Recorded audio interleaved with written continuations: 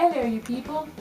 I know you are listening to your own groovy British artists such as One Direction, Adele, The Wanted, etc. Well, I'm here to tell you that the decade that started it all, the 1960s British invasion. The British invasion started in 1962 with bands such as the Beatles, the Rolling Stones, the Moody Blues, the Byrds, the Who, and so on.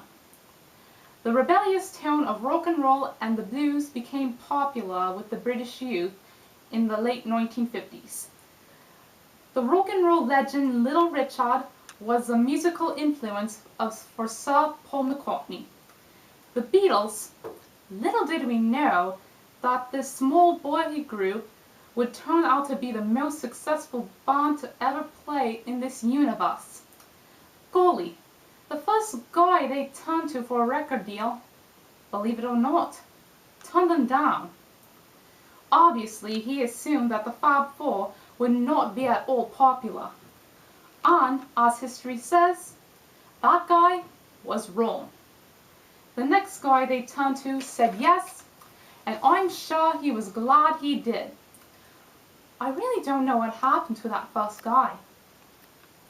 They formed in 1957, but became big in 1962. The songs like Let Me Do makes all the girls say yes.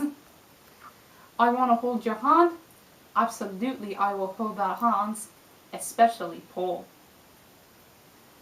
The original Beatles were Paul, John, George, Pete, and Stu. Stuart "Stu" Sutcliffe was a friend of John Lennon. He was the original bassist for the Beatles.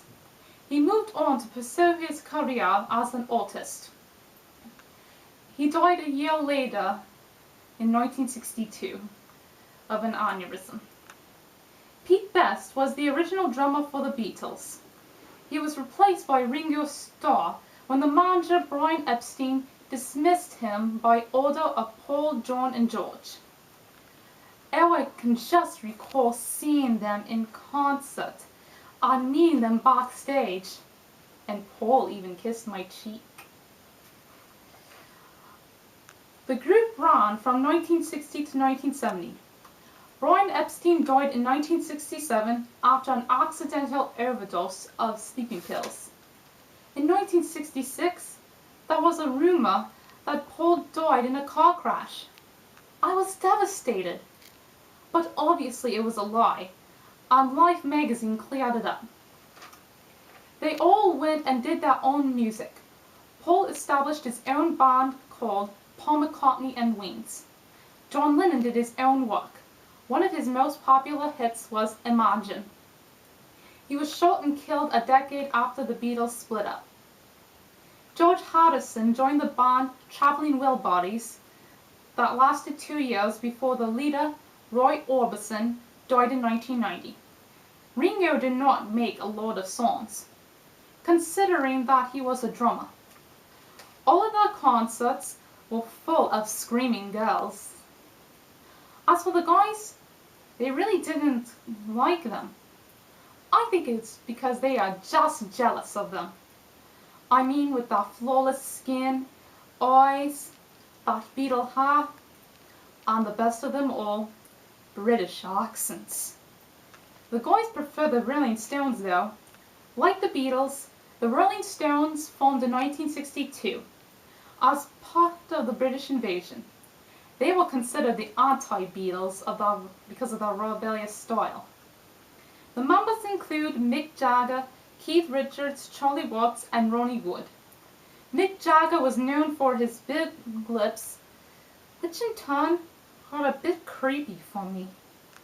I think I'll stick to my Paul McCartney. Unlike the Beatles, the Rolling Stones were more of a rock and roll band versus love song band. Obviously, that's why the guys liked them over the Fab Four. The guy who signed them was the same guy who turned down the Beatles. Some of their hits include I Can't Get No Satisfaction, Get Off of My Cloud, Paint It Black, and Lady Jane. Another famous band at the time was The Who. They formed 2 years after the Beatles and the Rolling Stones. They are the third most important British rock act after the Beatles and the Rolling Stones. They developed from an earlier band, the Detours. Their styles are a mix of rock and roll and R&B. Again, the guys liked them over the Beatles, mainly because of their music style. Their hits include My Generation, Who Are You, Teenage Wasteland, and I Can't Explain. The British invasion phased out in the 1970s, but the second British invasion rose in the 1980s. Those bands included Elvis Costello, The Police, Kim Wilde, and so on. The British invasion also influenced clothing styles of the 60s. The term used in London is called Sweeney London, which included miniskirts, go-go boots, and, of course, mod style. The mod style had a lot of white, and the patterns were polka dots, stripes, checks, and a lot of shape pattern. That is all for now, and this is Hannah Ackerman reminding you Beatlemania will never die.